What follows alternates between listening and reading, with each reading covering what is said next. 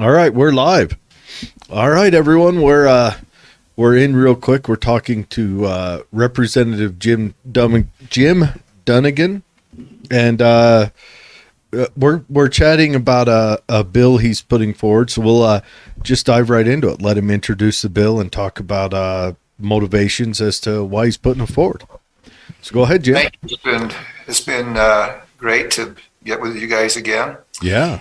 So last summer, the optometrists, and these are people that we go to for our eyes, they said our practice act, our scope of what we're allowed to do hasn't been updated in 30 years.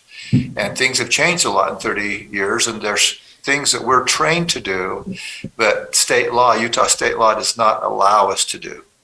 And so I said, well, give me an example. And they said, well, they have some laser procedures now that they have this a laser. It's like when you go to the optometrist and they're doing your eye exam and you put your chin on that thing, and they go in your eyes.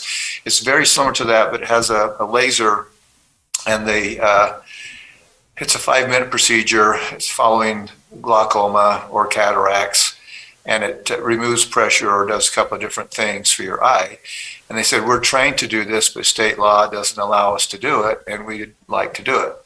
And I said, okay, is there anybody that would have concern if we allowed you to do it? And they said, well, the ophthalmologists, who are medical doctors, the optometrists are physicians, and the ophthalmologists are medical doctors, and they said they may have some concerns. So we started on this last summer. We had a meeting last fall, and in fact, I had another meeting with the optometrists and ophthalmologists today. And the ophthalmologists want to make sure that the procedures are done by people that are trained, and that whoever's doing them is not going to damage eyeballs. And they're concerned about allowing optometrists to do these. Another impetus for the bill is next year in Provo, a university that's already there. It's called Rocky Mountain University. They're a graduate school. They've been there 24 years. They're going to open an optometrist school or college next year, a graduate school, and they're going to train them. It's a 4-year program, train them in these latest laser procedures. So their graduates will be trained how to do it, but under Utah law, they won't be able to do it. And so the ophthalmologist said, well, we are better able to do this, and we don't want the optometrist to do it. And so we've been going back and forth. Again, we had a meeting just a couple of hours ago. I will say that the ophthalmologists, I think, just want to be sure that it's done safely, and they're nervous about allowing optometrists to do these where they've not been able to do them in the past. Well, if they can design a training around it, I think that'd probably be a good thing. It'd just make it so everything's more available to the patient. But wouldn't they also be practicing under a doctor when they do the procedure, correct? So the optometrists are considered physicians. They go a 4-year bachelor's degree, and then they go 4 years of graduate school. And the 4 years of graduate school is spent just on the eye, on the eyeball. So they have a lot of training on the eye. But once they have graduated, passed their exam, they can go out and practice independently of a physician. So if you go into most of the optometrist places, they'll have their own practice. Some of them have ophthalmologists in with them, but they can practice on their own. Mm-hmm. Yeah, and the reason why I wanted to bring this bill to light for our audience, I was driving to work and I heard a commercial that said, hey, we're concerned about this group of ophthalmologists using this equipment to do eye surgery. They don't have 10,000 years of education like ophthalmologists, and they actually put out lots of radio ads to go against this bill. And I understand from the perspective that these doctors that they want to preserve their career field and maintain their practice, and they want to kind of monopolize on the trade. But we are suffering from a huge medical shortage in this country, and representatives like Representative Dunnigan here is trying to make the environment of the medical world more accessible to us peasants and more affordable. And I also had an experience with this when I got back from medical training for the Air Force. I was trained to do everything from IVs to intubate patients in a battlefield. And then I got back to New York and I'm like, I'm not even qualified to get an EMT job, or, I could take a test to get like an LPN if I went and did more education, but I know the medical field, they like to preserve their monopolies on certain skill sets, and they really do want to they just want to hold it in, prevent other people from practicing if they can monopolize on the trade and the skill. And this is one of those incidences where one of our representatives is reaching out to the community and saying, how can we reduce the bureaucracy and make things better for our community? And Jim, do you think you're going to be successful with this? So it was quite a process. It passed the House, I think, a week and a half ago.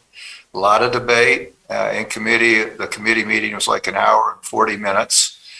From both sides presenting. Passed the House. You have to have 38 votes to pass the House. I think it had 48. And now it'll go to the Senate committee Monday afternoon. So significant debate in the House, but it passed, and now it's in the Senate. And the ophthalmologists have lobbied up, to try to stall it in the Senate, but we're trying to work something out. We met today. We're trying to help them feel comfortable. I just want to give you a little bit of information. So there are 9 other states that allow optometrists to do these procedures that I'm proposing and more. And some of them, like Oklahoma, has been allowing them to be done for over 20 years. And nationwide, optometrists have done over 100,000 of these laser procedures. So it's not like we're breaking ground in the country or in the world. And 2 weeks ago, Virginia, House and Senate just passed the same concept. So I'm trying to just help the ophthalmologists understand we're not the first ones. 100,000 of these. And we said, and they said, well, maybe their malpractice rates have gone up, for the optometrists because they're doing this. Malpractice rates have not changed. We look at the complaints at the regulators in the states, hardly any complaints at all. We looked at the 9 states that have done it, some for decades, and see if they've reversed course and taken it away from optometrists. No, not one. So this is what is proposing, is to allow the optometrists to do what they are trained and capable of doing. And it actually is lower cost to the patients. Right now, in Utah, if you go to an optometrist, and the optometrist says, okay, you've got pressure on your eye and this laser procedure would help, you need to go see an ophthalmologist. So they paid the cost to go see an optometrist. Now they go see an ophthalmologist, and the ophthalmologist does it. What this bill would allow is you go see the optometrist, and they have to pass a certification, so they're going to be trained in it. They could do it. It's a 5-minute in-office procedure, and they're done. We had an example from an optometrist today, practices in Ephraim. He has people come from Blanding and all over central and southern Utah to his office, and he can't do this procedure. And he'll say, well, I have an ophthalmologist come to my office 2 days a month. He's booked 2 months out, but we'll get you on a schedule. And meanwhile, he could have done that procedure in 5 minutes and had it done. Mm-hmm. Do you think that the ophthalmologists are maybe nervous that if untrained people are doing this, that they may have to do a lot of recovery surgeries? Does that seem to be the feeling that they're giving you? They're concerned that they might have to, that there might be complications, that they'll have to fix it or something. But as I said, we have people in Utah who have gone to other states. Wyoming allows it, Oklahoma, Louisiana, Alaska, and 9 other states. They go and they get certified, and they come back here and they can't practice it here. Mm-hmm. We have a guy that I met with today. He's done hundreds of these in Oklahoma, Louisiana, and now he comes to Utah and he can't do them. And these new graduates, that are going to go through this optometry school, they will be trained on the very latest lasers. And we're talking this more simple laser procedures. We're not proposing that they do LASIK or PRK. These are the more basic laser procedures. These graduates are going to learn how to do this. And if they want to practice what they've learned, they're going to have to leave Utah. Makes no sense. And that might also drive patients to other states as well. So if they want the treatment, we have about 150 ophthalmologists in the state. And if you think about it, that is not a lot. We have 150 ophthalmologists for the entire state. And so the optometrists are like the primary care doc for the eye. They receive a lot of training. We're just trying to help the ophthalmologists be comfortable that this is some space that we can step into safely. Are they, are you getting any ground on working with them to set up maybe procedures and policies surrounding it that might ease their burden, ease their mind? So they, to their credit, several days ago, they gave us some protocols that they'd like to put in there. And so that's what we went through today. It's a lot of what they want. It's, basically making the optometrist an assistant to the ophthalmologist. And there's a significant amount of regulatory additional burden that they want to put on there. So we're trying to see if we can find some middle ground. Yeah, I hope so. Yeah, I think that's a good thing to open it up. If the ophthalmologist, boy, I'm going to stumble over this word at least once today. If the ophthalmologist is qualified to do it, and if it's not like you said, it's not a LASIK or the other surgery you mentioned. I kind of know what LASIK is. The other one I've never even heard of. If it's just kind of a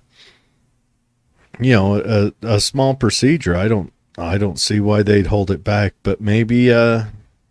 And the qualifications would be the same. Usually, the manufacturer gives a class on the equipment, and whether you're an ophthalmologist or an ophthalmologist or whatnot, you're going to attend the same class. Yeah. Yeah. The manufacturers of the lasers and beyond that, the school, the university that's opening up. I mean, this university's been there for many years in different types of graduate schools. Now they have an optometry school. They can do it. And we're trying to put that into legislation that optometrists that may have not learned this in school a few years ago, they got to go back and do recertification and retraining. We're trying to put in a lot of guardrails to get the ophthalmologist comfortable with it. But again, many other states are doing this, and we've got tens of thousands that have been done successfully. Mm-hmm. Yeah, so I hope we don't end up behind the times in terms of providing medical care. I mean, if a patient doesn't feel comfortable with somebody doing a procedure, maybe you could just say, hey, do you feel comfortable with me doing the procedure, or do you want to go to a more specialized doctor in order to do it? I mean, shouldn't that be up to the patient? Well, we think so, and we think it should be up to the patient, and some of the patients will say, no, let's just do it while I'm here. It's 5 minutes, it's done. I've actually operated the laser. The optometrist had optometry day at the Capitol, and in the rotunda, they set up a laser, and I got to go do it 2 or 3 times. And I mean, it's easy to operate. You line up 2 dots, and that's oversimplifying it, but it's designed for safety. It's very low level laser. It's not like the James Bond movies where they cut the metal up to the guy's legs, and all that stuff. Or sharks with laser beams. Yeah. So did they? Okay. Now, are you an ophthalmologist, or are you a? No. So you received a little bit of training, and I imagine the patients you used were voluntary, right? You guys could have done it as well. They had it set up in the Capitol Rotunda, and anybody could sit down, and they did it on a piece of paper. There's a big difference between doing it on a pice of paper and somebody's eyeball, and that's the whole. Yeah, it's the kicking and screaming. The paper's pretty quiet, I'm sure. Yeah. But no, I think that's really cool. They brought it in and set it up for you guys to actually see what it was. Yeah, so when I presented it in House Committee, I had them bring the laser, and it looks kind of like microscope. I mean, kind of, that thing. It's the same type of thing that you put your chin in to have your eyes examined, but it has a little laser on it, and they just zap your eye for a couple of seconds, and that's it. Mm. No, I think that's no. Yeah, what's the waiting time to get in to see an ophthalmologist? Well, The average. I can't say. I've talked to a lot of people from throughout the state, but I don't know what the average is. I expect in the metropolitan area it's less than in rural Utah. It's a challenge for rural Utah, it is. But again, we have 150 in the state, and think of the 3.2, 3.3 million people that we have here. And I'm sure the majority of the 150 are in the three major cities. Of course, they're predominantly along the population or along the Wasatch Front. There are others throughout the state, and they say that they do cover the rest of the state. But, on the House floor, somebody said, I'm looking online here, and it shows this ophthalmologist has 3 different locations in the different towns in central Utah. Well, the optometrist that owns those 3 locations was here with me. And he said, I own all 3 of those locations, and I have an ophthalmologist that I invite down, and he comes 2 days a month. But we say, on our website, we have ophthalmology available, but it's 2 days a month, and there's a 2 to 3 month wait to get in to see him. So ophthalmologists are great. They do a good job. I don't want to take anything away from them. We're trying to just extend. This is really primary care treatment for the eye. We think the optometrist should be able to do it. Well, yeah, like if there is a small maneuver that could improve quality of life or something small like that, and it can be done quickly, I say do it. And then for the big stuff, you can schedule out and extend it out. That's right. I agree with that. I hope that this goes through. I hope you can come to an agreement with the, I'm not even going to try to say the words anymore, with the other doctors to try to make this doable and also not a huge burden on the state having to figure out how to regulate all this new regulations, and the other doctors on how to meet them, so that we can start making good stuff happen. And it's all about providing care for the patient. It is for sure. And I think both sides are trying to find some middle ground. And so we're still working on it. Yeah. Well, I definitely appreciate you trying to push something like this into the state government, and thank you so much. Because from my personal perspective, as a military medic, when I came back to the civilian world, I felt useless. I had all the training, but nobody could hire me because the license didn't line up, or they weren't adequate enough according to the civilian side. So, I feel for what these individuals who want to practice this medicine are going through. And I hope this is just going to be one of many bills that will reduce the bureaucracy of our medical field and our practice on patients for medical care. It will reduce costs. It will make it more available. And that's how free market is supposed to work. And that's what I want for my country. That's what I want for civilization, is a free market. And right now we are definitely far behind in our medical bureaucracies. Yeah. So I'm in agreement with you. I agree 100%. That's why I'm doing it. Is there any other bills sitting on the floor right now that you would want to maybe throw out an honorable mention before we let you go? We're moving pretty fast right now, so it just depends on the bill. But there's all sorts of stuff, and in fact, I need to go pretty quick because they're calling for a vote. So I better go. Is that what that dinging is? That's what the ding says. All right, you need to come vote. Go vote, Jim. All right, Rep. We'll let you go. Go vote for us and represent your people. But thank you for setting some time aside for us to, chat about this and let the people know what's going on. My And pleasure. we'll talk to you again real soon. Okay, thank you. Take care. Yes, have a good one.